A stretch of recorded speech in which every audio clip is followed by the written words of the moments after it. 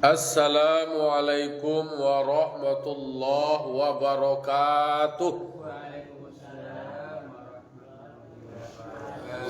wabarakatuh. Alhamdulillahilladzi hadana lihadza wa ma kunna linahtadiya laula an hadanallah. May yahdihillahu fala mudhillalah wa may yudlilhu fala hadiyalah. Ashhadu an la ilaha illallah wahdahu la syarikalah wa ashhadu anna Muhammadan abduhu wa rasuluh sallallahu alaihi wasallam la nabiyya ba'dah amma ba'du. Qala rabbi shrah li sadri wa yassir li amri wahlul 'uqdatam min lisani yafqahu qawli. Bapak-bapak, ibu-ibu, kaum muslimin dan muslimat jamaah subuh yang dimuliakan Allah Subhanahu wa taala. Pertama sekali puji serta syukur marilah sambo-sambo kita ucapkan atas kehadirat Allah Subhanahu wa taala yang telah melimpahkan rahmat, nikmat dan karunia-Nya kepada kita. Alhamdulillah kita masih Allah berikan kesehatan, Allah masih berikan kesempatan, Allah berikan nikmat iman dan Islam, dan kita masih bisa menjalankan suruh menghentikan segala tagah. Semoga kita menjadi hamba yang dimuliakan Allah Subhanahu wa taala. Salam dan salam untuk kirimkan kepada arwah junjungan kita, yakni Nabi besar Mustafa Muhammad sallallahu alaihi wasallam yang telah membawa umat manusia dari zaman kegelapan menuju zaman yang terang benderang seperti yang kita rasakan sampai saat kini. Baiklah bapak-bapak, ibu-ibu, kaum muslimin dan muslimat yang berbahagia, kita lanjutkan ulang-ulang kaji awak masih tafsiran dari penjelasan dari surah Al-Isra ayat pertama. Jadi yang awak baca adalah memang berdasarkan kepada rujukan atau referensi daripada tafsir ayat pertama surah Al-Isra. Kapatang lah sampai awak tentang penjelasan buruk, itu dituliskan di dalam tafsir Jalalain. Ciri-ciri buruk itu dambah hewan yang berwarna putih, kok gadangnya lebih ketek dari kudu, lebih gadang dari keledai. Itulah yang diraca atau yang membawa Isra Nabi Muhammad sallallahu alaihi wasallam. Sampailah patang burak ko tadi mengantarkan Nabi ke Baitul Maqdis. Sebenarnya dari Baitul Lahmi ke Baitul Maqdis itu kan banyak yang Allah perlihatkan kepada Nabi sallallahu alaihi wasallam. Jadi linuriyahu min ayatina, Allah perlihatkan ayat-ayat atau tanda-tanda kekuasaan Allah, baik itu yang di dunia maupun di alam malakut dan alam lahut. Jadi di alam nasut, yaitu Allah perlihatkan kepada Nabi Muhammad sallallahu alaihi wasallam tentang potret perilaku manusia. Artinya Nabi Muhammad sebagai pemimpin umat, pemimpin manusia, beliau disajikan beberapa data, disajikan beberapa gambaran tentang perilaku. Ikolah kenyataan manusia, umat manusia. Iko perilakunya, ko paragainya, ko perbuatannya. Berdasarkan data tersebut dipetakan bahasa ini, di mapping, sehingga apa langkah-langkah yang akan diambil untuk bagaimana membangun peradaban manusia. Jadi berbasiskan kepada pemahaman terhadap masalah, lalu kemudian dicarikan solusi dari permasalahan tersebut. Jadi memang luar biasa dalam teori kepemimpinan. Rasulullah sallallahu alaihi wasallam sebagai seorang rasul, pemimpin umat, beliau mempelajari tentang perilaku manusia. Ado dan elok banyak tidak elok dan nampak. Kalau orang Minang hebat filosofi labo hidui, banyak dirasui. Jauh berjalan, banyak dilihat. Awak yo para lulu jalan-jalan. Para lulu healing awak. Dicari takah ko kiroe. Dia biak iktibar. Dia biak iktibar, dia biak pelajaran. Bisa awak membeda-bedakan, bisa awak memilah-milah. Jadi pengalaman itu penting. Pengalaman itu bisa dari hasil bacaan, bisa dari pendengaran, bisa dari penglihatan. Walaupun awak nak hadir atau nak berada pada suatu masa sebelumnya, tetapi awak bisa membaca dari buku, dari kitab, atau bisa mendengar cerita, sejarah, hikayat, riwayat dari guru-guru, atau bisa awak menyaksikan langsung. Kalau awak mencari langsung, kajaleh.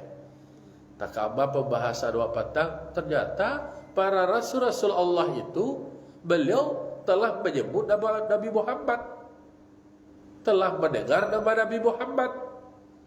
Tapi ya lun, basolobok lain. Kalau basolobok langsung tu kan kesannya berbeda.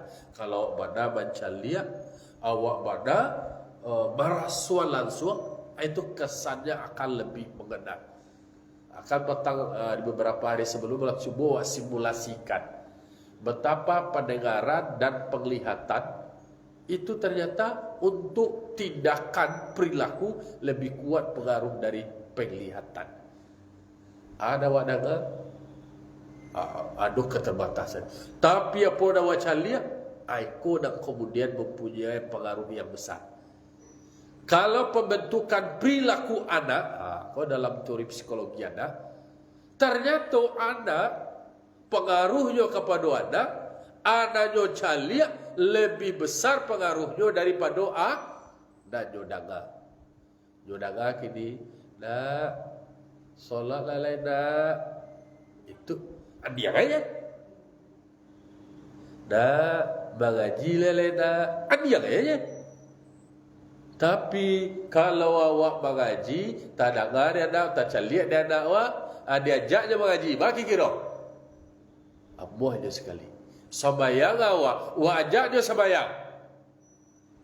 Ternyata yang definisi panutan itu, ikutan itu memang dimulai. Mulai dari orang yang menyampaikan itu tadi. Itu pengaruh dari penglihatan lebih kuat daripada anak yudanga.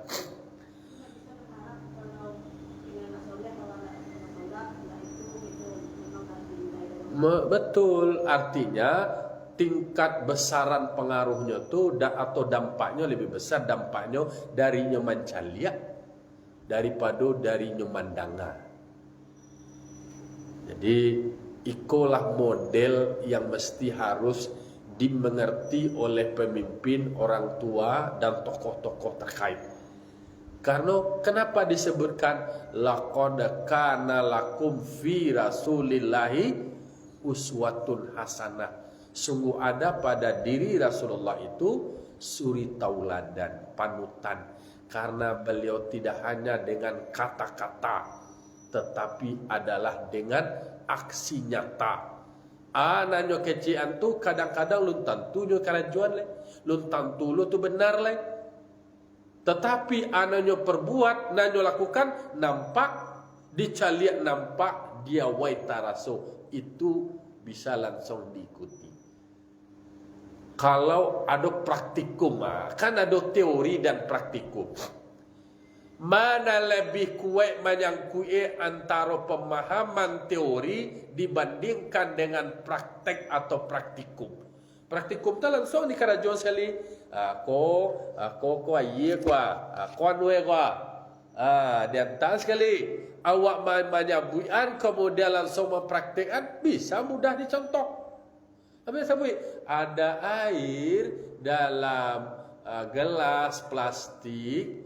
Hanya membayang-bayang ba'ala bentuk Lalu kemudian diambil pipetnya, lalu dicoblos. ama bayang-bayang kata kata mau wang-wang. Jadi memang apa yang dilakukan oleh Rasulullah dalam perjalanannya semuanya memberikan semacam informasi, inspirasi, pembelajaran.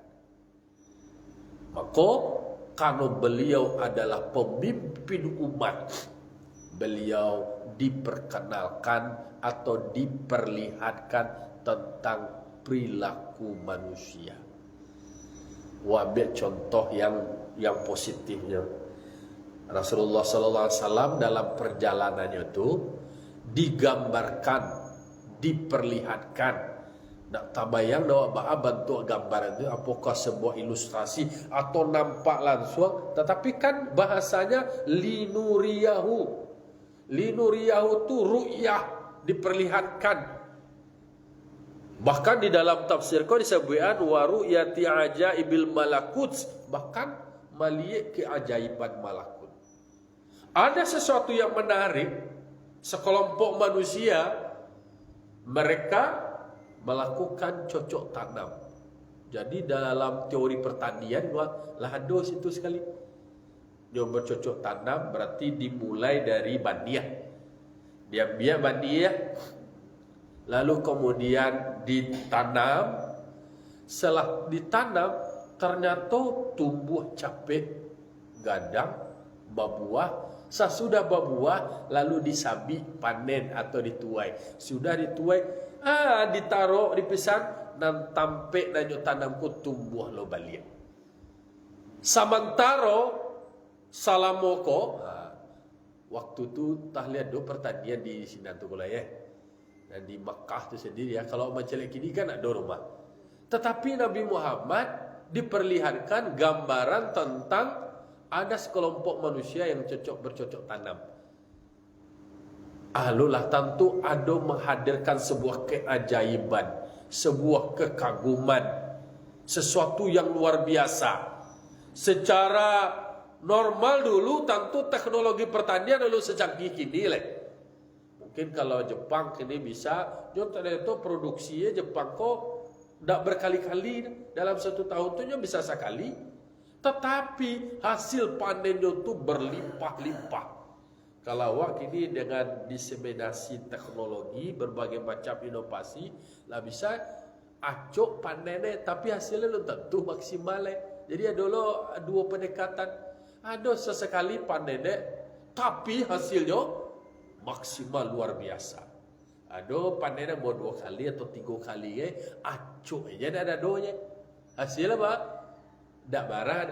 Nah, yang diperlihatkan kepada Nabi Muhammad, ternyata beliau panen, saat acuk panen lo langsung tumbuh banyak sekali. Karena coba pikir, sadonya pikiran terus maksimal. Kalau di adolo ramai mati orang Indonesia kok, mati lo orang Jepang dicek utak, ternyata utak orang Jepang kalau dipakai habis ada sempurna. Awak utak awak masih seperti go dan terpakai baru cek. Itu istilah guyone. Dia awak kali lebih banyak santai.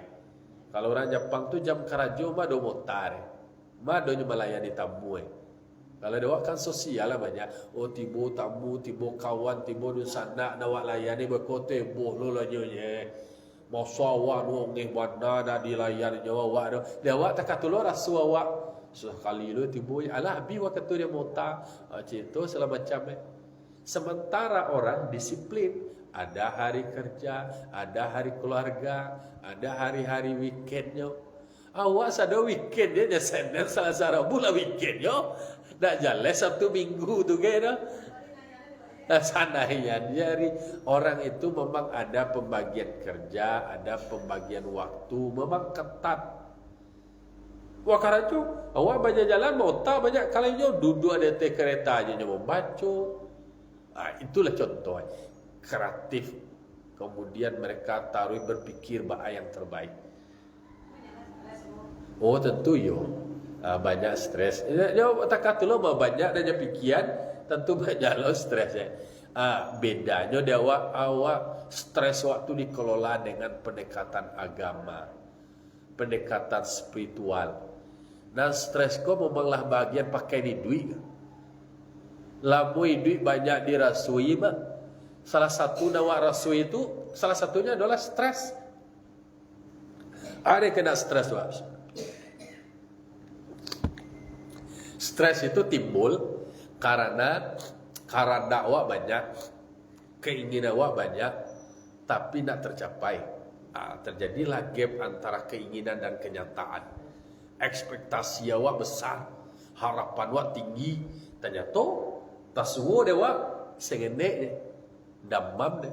Sudah damam stres, sudah stres stroke, sudah stroke, stop lagi. Banyak menghayal. Maka dalam hadis itu namanya tulul amal. Tulul menghayalnya banyak karena jauh sengenek. Nah itulah membuat stres. Karandak lai, salero lai, nandak tinggi, nandak nendu orang tu mengkotak-katunya lah berproses panjang. Yo marasai dulu, ada cali kini taka artis Rapi Ahmad, yo ken mudo, yo kayo, yo banyak-banyak piti. Mengadi cali kini cali lah dulu tunggang tunggi siang malam bakarajo. Itu mengko cara pandang. Ada orang cara pandang Indonesia dua sandang karajo lai, pagi pulang petang bajuan cancak. Nak tahu orang kau bertanggang berpikir bakarajo tu dah. Nang kecil orang nado celana de sandang lai, rumah-rumahnya lalu hidupnya je. Jadi mengkonyo di situ ada pendekatan spiritual. Nabi Muhammad SAW, beliau di dalam perjalanan Isra itu diperlihatkan tentang potret perilaku manusia. Iko tantangan, iko problem. Jadi ada problematika yang diperlihatkan, iko tantangan. Lalu Nabi Muhammad merespon tantangan itu, kemudian mencarikan solusi, sehingga hadirnya Nabi Muhammad adalah rahmatan lil alamin, menjadi sitawa sidingi. Kok sulit keadaan lalu diberikan kemudahan-kemudahan. Kok payah raswe ditawarkan solusi. Hendaknya awak sebagai umat Nabi Muhammad takatu pulo. Awak ko deh yo bakecil orang Minang lah disebut itu si tawa si dingin, si kumpai si kagau. Cale lah tawa lah dingin, nak sanang tikau. Artinya adalah menjadi solusi awak, nak menjadi beban awak, nak menjadi masalah awak, tapi awak dapat penyelesai masalah. Jalan dulu awak membalak ya orang heboh ya. Jadi diperlihatkan tentang sesuatu yang positif. Nyoba karajo ditanam tumbuh dari Nabi Muhammad tentu andir muncul pertanyaan. Ditanyalah ke guru, ditanyalah ke malaikat yang mendampingi Nabi Muhammad sebagai konfirmasi. Wahai Jibril, kau sialo kau Jibril. Ba'anyo dulu kau. Bawa kau sampai yo tanam langsung berbuah langsung yo panen sekali. Kok kini waktu agak capek ni Maya. Besok saja buat ngaji kini. Jadi ternyata itu adalah umat Nabi Muhammad yang mereka suka berbagi, berbuat kebaikan, dan kebaikannya itu berbuah mendapatkan pahala yang berlipat ganda. Artinya adalah sebagai motivasi bagi umat bahwa jangan pernah lelah, jangan pernah bosan, jangan pernah berhenti untuk menjadi orang baik, menjadi lebih baik dan berbuat kebaikan. Berinfak apa yang kita punya. Sudah di Pasolo doh. Nama nado dewa, nama awak punya, dan itu kalau ikhlas akan berlipat ganda pahala. Bapa halo banyak lipik gandoe. Berarti ada kebaikan yang dilakukan tidak akan pernah sia-sia. Sia yang menerima hasil dari kebaikan itu awak. Langsung awak terima. Panen sekali. Jadi Kebaikan-kebaikan yang awak lakukan tidak akan melebar kemana-mana, tetapi langsung melimpah ke awak. Semakin banyak kebaikan yang awak lakukan, kemaksudnya akan melimpah ke awak. Jadi ada teorinya, teori trickle down effect. Takah air pakai tadah tu diisi air go, tu panuh melimpah ke awak tadi, melimpah ke awak tadi. Atau teori lempar bola ke dia, awak lempar bola ke dia, awak lakukan kebaikan ke orang lain, kebaikan itu akan mantulnya kawak balik. Semakin kencang lemparan awak, semakin besar kebaikan awak, banyak kebaikan awak kurang, maka akan semakin besar dan semakin capek lo pantulannya kawak. Itu teori kehidupan yang bisa dijadikan sebagai pendekatan pemahaman awak tentang hasil atau output dari kebaikan yang awak buat. Pokoknya panjang tafsirnya kok, sehalaman setengah. Tetapi itu yang digambarkan bahwa Nabi Muhammad berjalan dengan kendaraan buruk, lalu sebelum sampai ke Baitul Maqdis, di dalam kitab Dardir itu disebutkan banyak pemandangan yang diperlihatkan. Itu yang kebaikannya. Kalau awalnya ada antusuduh jin ifrit yang buat seseorangnya mempengaruhi. Ada yang menariknya satu lagi, yaitunya ada bau harum semerbak. Itu kan mengenang sejarah perjuangan seorang perempuan dengan status sosialnya hanya sebagai tukang sisir, anak dari Firaun. Namanya adalah, sebutannya Masyitoh. Masyitoh itu artinya adalah tukang sikit rambut. Jadi Masyitoh itu bahasa Arab. Arti Masyitoh itu perempuan yang berprofesi sebagai tukang sisir. Nah, beliau di dalam sejarah, kan Nabi itu membawa bau yang harum. Ditanya oleh Nabi Muhammad, apa kau bau yang harum? Tak ada awak, kau bau sambal, kau dan harum jauh deh. Tanya, ternyata itu adalah bau dari kuburan dari Masyitoh. Emangnya harum baunya itu adalah semacam gambaran dari keputusan keistiqomahan beliau di dalam tauhid. Jadi memancarkan aroma yang harum. Tak busuk wadah, tapi baunya harum. Tentu ditanya oleh Nabi, beliau sama duit. Apa yang beliau lakukan? Pasti ada keputusan yang luar biasa. Pasti ada keputusan yang strategis. Disebut, ternyata beliau, meskipun beliau berstatus sebagai seorang tukang sisir rambut putri seorang raja, tetapi soal iman beliau istiqomah menjaganya. Apa masalahnya? Kronologisnya hanya persoalan kebiasaan. Kalau yo ado tanya Tuhan yo membaca nama Allah. Dek karenanya menyebut nama Allah. Lalu kemudian hebohlah anak Firaun. Karena sebelum-sebelumnya Firaun telah mengumumkan, telah mendeklarasikan bahwanya sebagai Tuhan kece. Sementara Masyitoh menyebut nama Allah sebagai Tuhannya. Itu itu dan membuat kemudian panjang sejarahnya, panjang kisahnya. Dia tarangan dia nak kau masih tak kau menyebut nama Allah. Bahkan ketika sikit dia rambut, Bismillah ta'isu Firaun, dengan menyebut nama Allah, tumbanglah Firaun. Karena Firaun dia baca diri Tuhan, tentu nak suka macitah. Tuhannya adalah Allah. Masa adolo nak menyayangi Allah. Itu dia nak katuju kaji dari Masyitah ko tadi. Nak katuju dia perilaku-perilaku Firaun. Tadanga dia ada aja laporan kaya daripada yang salah danga dah ekor ditanya dia ada ekor ka Masyitah. Ya Masyitah, awalaka rabbi ghairi abi, apakah engkau punya Tuhan selain bapak saya aja? Abah kecil Tuhan. Kini Masyitah yang tukang sikit rambut itu menyebut nama Allah. Dijawablah dia bercerita.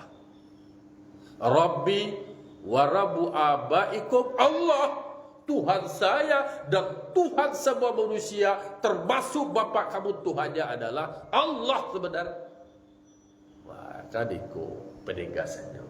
Makanya membuat kemudian masjid ko anak perokok malah orang kaya, bangan dua. Ba tanya tu, aduh tukang sikit rambut awak tu, dah abak Tuhan aja. Aduh lu Tuhan aja, Allah Tuhan aja. Ambo tanya ulang yo je. Bahkan Tuhan abak Allah lah kata. Abak kira dah mangalagak jentong peraun. Mangalagak jentong peraun. Kira dah orang lain dah menggugat awak dah. Orang dah ada di istana awak. Tukang sikit rambut lah jo hino, jo lecehkan, jo rendahkan. Nak tahu je tuang, nak tahu je diri, tukang sikit rambut ya, anak boleh mengakui sebagai Tuhan. Ternyata status sosial tidak memandang, karena bukan itu yang dipandang oleh Allah Ta'ala soal iman itu. Masyitah ternyata sebagai simbol dari seorang perempuan dengan status sosial di hadapan manusia terendah, tetapi di hadapan Allah mulia karena dia mempertahankan imannya. Bahkan sampai masyitah ko baso dalam riwayat dimasukkan ke dalam kuali gadang air mengalagak minyak mengalagak api garang. Dilemparlah, dikonfirmasi di Fir'aun. Hal ya masyitah, awalaka rabbi ghairi, apakah engkau punya Tuhan selain saya? Na'am, rabbi wa rabbukum Allah. Benar, Tuhan saya dan Tuhan kamu adalah sama-sama Allah. Dia ada orang banyak, orang lah kumpul kayu bakar, lah kumpul kuali gadang ni pasalnya api duit air tu minyak mengalagak masyitah dari jauh macam lihat. Dikonfirmasi. Tetap lita bayang deh kamu masyitah tu air atau minyak mengalagak atau api garang kan dilemparkan engkau ke dalam go. Apakah engkau mengakui Allah Tuhan? Tak. Tu balik. Diulanglah balik langkit 3 kali, tak je. Dilemparlah masyitah. Kau masyitah kau punya anak ketek, punya dalam dalam gendongan tu dulu nak ketek surang tu suami dilempar cici dilempar su anak ketek anak masuk ke dalam dulang melihat lari masuk anak ke dalam kuali tu lihat dok abo Tuhan dak dilempar lo suami 3 anak dalam gendongan oleh dicali anak. Tentu sebagai seorang ibu, tentu naluri keibuannya nak ingin anak menjadi korban. Tapi atas izin Allah, itu anak yang mengecek ketik itu nak bisa mengecek. Salah satunya adalah anak masyitah. Kecek. Ya ummi ki'i wala tataqa'asi fa innaka minal haq. Wahai ibu, mampu ajalah terjun indah ialah ke dalam jangan takut, jangan gentar. Sesungguhnya engkau berada dalam kebenaran. Bagi kira tuanda dan secara umum sausia tu pandai mengecek, tapi pada saat genting seperti itu juga mengecek, menguatkan keputusan ibu masuklah kemudian dilempar ke dalam kuali. Meninggal beliau itu terbakar di dalam kuali gadang yang angin itu tadi, tetapi di sisi Allah beliau adalah orang yang mulia. Sehingga kuburannya tu menghadirkan aroma yang harum semerbak. Itu sebagai salah satu refleksi, sebagai sebuah renungan bahwa kemuliaan seseorang itu bukan pada status sosial ekonominya, tetapi kemuliaan seseorang kepada kekuatan imannya, keteguhan imannya, kemudian keistiqomahannya. Semoga bisa lo menjadi pembelajaran dewa, menjadi inspirasi lo dewa untuk tetap menjadi orang yang istiqomah. Nah, lalu sampai itu masih prolog terkait dengan perjalanan perlihatan dari Baitul Lahmi ke Masjidil Aqsa atau Baitul Maqdis. Itulah kira dulu. Mari kita lanjutkan besok berikutnya. Mohon maaf atas segala kekurangan. Assalamualaikum warahmatullahi wabarakatuh. Waalaikumsalam.